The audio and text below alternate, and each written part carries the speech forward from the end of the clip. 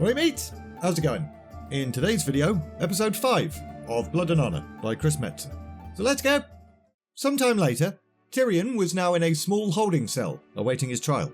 He had no idea how the trial would go, what the verdict might be, or the sentence. All he knew for certain was that his life was about to change significantly. His family, his life of affluence and ease, all probably about to be taken away from him. What have I done? Footsteps then began echoing through the corridor, followed by the sounds of guards questioning the approaching someone, then the click of a latch, and then Arden entered the cell.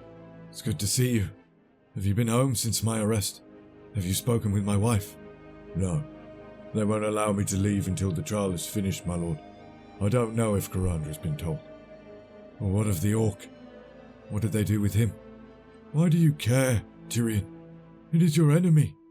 I don't understand why you're so concerned about it. There's no way it could have saved your life. It's a mindless brute. Just tell me, Arden. Please. Tirion uttered those words as calmly as he could. Arden was probably the only friend he had left. If they've been interrogating it for the past few nights. Though apparently it hasn't offered anything up they didn't already know. I heard some of the local guards boasting about how they've beaten the crap out of it. They're going to hang the wretched beast tomorrow morning in the square. Tyrion's heart then sank. Eitrigg was going to die, and it was all his fault. But Arden seemed to note Tyrion's sadness. My lord, they might execute you for this. If you confess, claim that you lost your senses, maybe they'll relent and let you go. Surely this matter is not worth dying for. You're a paladin, for light's sake. People depend on you. Why can't you just snap out of this? I can't, Arden. It's a matter of honour. I swore to protect the Orc and I betrayed that vow. Whatever punishment they charge me with, it's well deserved. This makes no sense, Tirion. Think about your wife, your child. I am, old friend. What kind of example would I set for my son if my word counted for nothing? What kind of man would I be seen as then? Arden turned away, bristling. It's not that simple and you know it. Just admit you made a mistake. I don't even know why we need to discuss this. It's like you've gone mental. A guard then stepped into the cell, interrupting that emotional moment. You'll have to leave now, Captain. We need to take the prisoner to the hall. Arden then gave Tirion one last pleading look, and then buggered off. Tirion straightened, attempting to look as proud and confident as he could. I'm ready. About an hour later, Defenders of Lordaeron, today we stand in judgment of one of our own. The trial of Lord Tirion Fordring will now commence. It was in this moment that Tirion realised he was starting to sweat a little bit. Every major trial in Lordaeron was presided by 4 of the highest-ranking lords within the Alliance, and one of them was now making his way onto the stage. All hail Lord Admiral Dalen Proudmoore of Coltyrus. The Master of the Alliance Navies and hero of the Second War walked proudly towards one of the thrones and took his seat. All hail Archmage Antonidas of the Majocracy of Dalaran. The second juror strode onto the stage in his big fabulous gown. All hail Alonzus Fowl, Archbishop of the Church of the Holy Light. There was a third juror. And all hail Arthas Menethil, Crown Prince of Lordaeron and Paladin of the Silver Hand. A much beloved figure around these parts, and by these parts, I mean Strathholm. Tirion watched as the young prince took his place on the stage. The youth seemed to radiate goodness and wisdom. Seemed like a nice young man. But that was all the jurors, so the paladin then motioned for everyone to rise.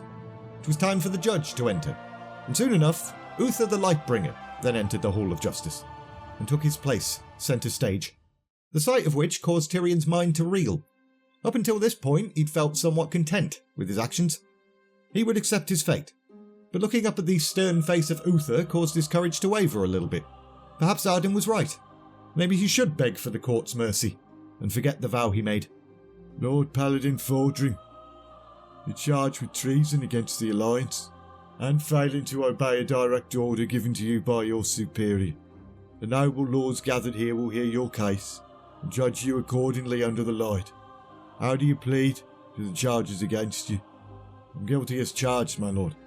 I accept full responsibility for my actions. Oh, goodness gracious! Silence. Very well. Let the record show that Lord Paladin Fordring has entered a plea of guilty. The four jurors conversed amongst themselves for a brief moment, before Lord Proudmoore motioned for Uther to continue. Lord Commander Said and Dathrahan, please come forward and give your testimony. Dathrahan then entered the stage, stopping and standing solemnly for a moment. He looked kind of sad, man. Lord Dathrahan, you've charged this man with treason. Please explain for the court the occurrence and the nature of this man's infraction. My lords, I do wish to state for the record that Tirion Fordring has always been a man of honour and nobility, but I cannot deny what I saw with my own eyes. I led a detachment into the Hearthglen woods in search of renegade orcs.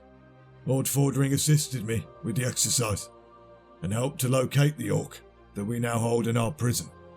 But when I gave the order to arrest the creature, Lord Fordring turned on my men and attempted to free it. I asked him repeatedly to desist, but he would not relent. It is with a heavy heart that I give this testimony. Is there anyone here who can give credence to Lord Commander Dathrahan's testimony? I can, my lord. Tyrion's whole body clenched at the sound of Bartholus's annoying twatty voice. I was there, under Lord Dathrahan's command, when the incident took place. I bore witness to Tyrion's treachery firsthand. Uther then dismissed Dathrahan and motioned for Bartholus to take the stand, but as the two passed each other, Dathrahan gave the young paladin a very unsubtle glare. Apparently, Bartholus's attempts to brown-nose his way to the top weren't exactly working. Good. State your claim, Junior Paladin Bartholus. The way in which Uther emphasised the word junior suggested he too was not overly impressed by the little knob. Just as Commander Dathrahan said, my lord. I saw Lord Fordring fight to save the orc from capture. He said he'd made a pact with the creature and would be damned if we incarcerated it. See, I knew he was up to something. Just had a feeling, you know. Bartholus.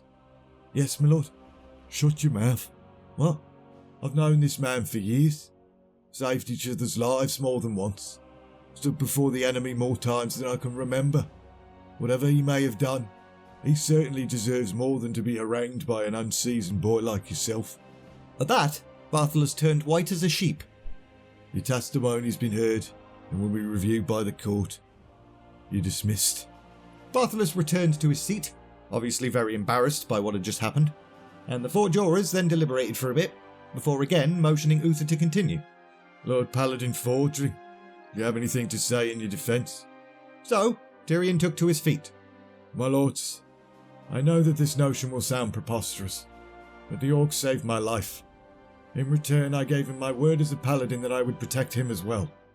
His name is Eitrigg, and he's as honourable an opponent as I have ever faced. Oh! Oh my god! You must understand me when I tell you, to follow my orders, I had to betray my honour as a paladin, and that is something I could not do. But that being said, I will accept whatever punishment you deem fit.